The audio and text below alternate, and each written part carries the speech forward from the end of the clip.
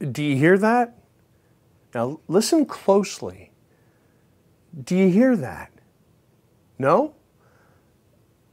Don't worry, I don't hear it either because the silence is absolutely deafening. Nobody can hear it because nobody is idiotic enough to say it in the context of the tragic shooting that took place on a steamy July evening in Scarborough. Oh yeah, what is it? Here it is.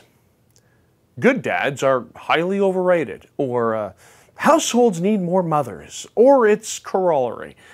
Stable families, which include a mother and a father, they're not important. Nobody, and I mean nobody, including the dimwits in the provincial legislature, would be so disingenuous as to stand in front of a media scrum and shake a fist of defiance, saying that what befell 20 some odd, somewhat innocent folk, including a 14 and 23-year-old who are no longer with us, has nothing to do with solid, good old-fashioned salt-of-the-earth fathering. And you know, if the McGuinty's, Broughtons, and like-minded politicians who just weeks ago were lauding Bill 13's New Age rhetoric regarding the ever-morphing family dynamic were truly intellectually honest, which of course they're not, if they really believe what they said, they would be quick to step in front of the cameras for the nightly news and unequivocally state that the lack of good fathers has nothing to do with the sickening circumstances that have come to plague the city of Toronto over the years. Violence involving ammunition. After all, it's not gun violence. There's no such thing as gun violence. It's the vapid, wasted youth perpetrating the crimes who are to blame, not guns. This violence is growing in our beloved city. And this ain't a shot in the dark, for sometimes the shots ring out in broad daylight in crowded downtown malls. This violent behavior by wayward youth is becoming more profound, more proficient, more deadly.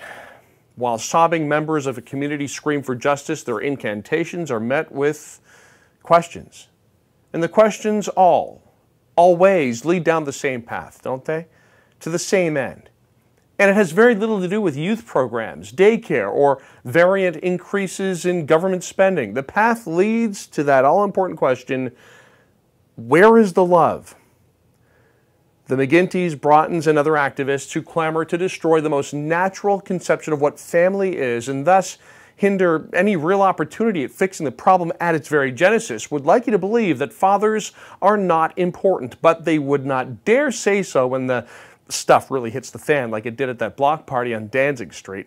They wouldn't dare, hence the deafening silence. And it's good that they keep their mouths shut on the topic of family dynamic. It's good because they have no clue what they're talking about.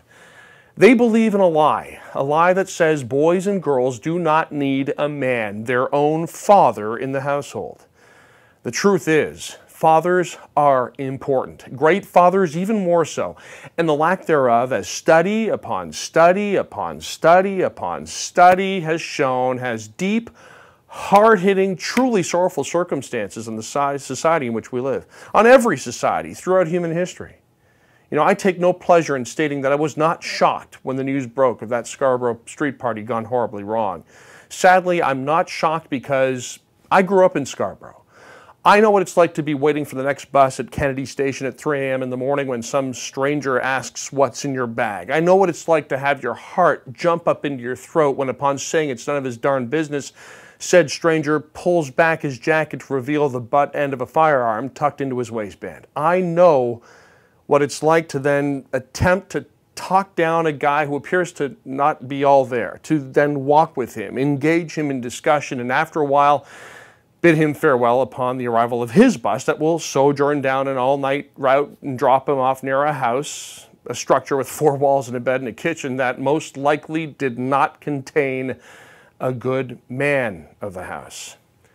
I remember saying goodbye and halfway home, stopping and sobbing uncontrollably. I'm still not sure to this day why I wept so openly on the sidewalk of deserted Markham Road. Stress, sympathy, joy, I still don't know. I can tell you this though, that night I thanked my 2 fathers, one of whom taught me to always be strong, to love unconditionally, and to lean on my other father, which I certainly did that night.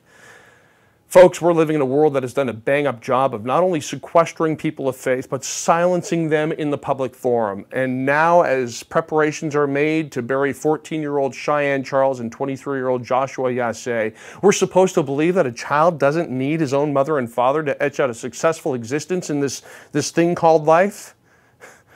Who's laughing now, Murphy Brown? Now, listen closely. Do you hear that? Again, just really listen. You hear it, don't you? Yeah, that's your conscience. More than likely, it's your conscience screaming at you to not listen to anyone. Anyone. And that includes those yo-yos in Parliament. Don't listen to anyone who tells you we can all do without the love of a father.